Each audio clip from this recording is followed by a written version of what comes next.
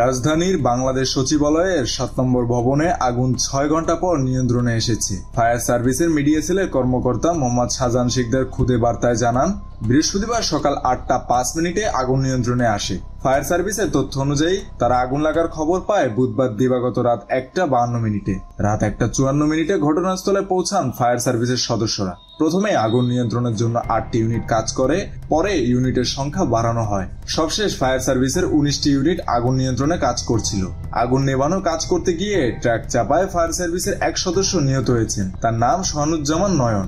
বৃহস্পতিবার সকাল 6:45টার দিকে ফায়ার সার্ভিসের মহাপরিচালক DG brigadier general Zahed Kamal ঘটনাস্থলে এক ব্রিফিং এ এই তথ্য জানান। ফায়ার সার্ভিসের ডিজি বলেন, পানির পাম্প থেকে লাইনের সংযোগ দিতে সড়ক পার হওয়ার সময় ট্রাকের ধাক্কায় সোহানুজ্জামান নয়ন আহত হন। ঢাকা মেডিকেল কলেজ হাসপাতালে নেওয়ার পর তাকে চিকিৎসকেরা মৃত ঘোষণা করেন। ফায়ার সার্ভিসের এক সদস্য নিহত হওয়ার তথ্য ছাড়া আগুনের ক্ষয়ক্ষতির পরিমাণ জানা যায়নি। এছাড়া আগুন লাগার কারণও তাৎক্ষণিকভাবে জানা যায়নি। মন্ত্রিপরিষদ বিভাগের ওয়েবসাইটে দেওয়া তথ্য মতে সচিবালয়ের ৭ নম্বর ভবনে যুব ও ক্রীড়া মন্ত্রণালয়, ডাক টেলিযোগাযোগ ও তথ্য প্রযুক্তি মন্ত্রণালয়, স্থানীয় সরকার, পল্লী উন্নয়ন ও সমবায় মন্ত্রণালয়, শ্রম ও কর্মসংস্থান মন্ত্রণালয়, অর্থ মন্ত্রণালয়, সড়ক পরিবহন ও সেতু মন্ত্রণালয়ের বিভিন্ন বিভাগ রয়েছে।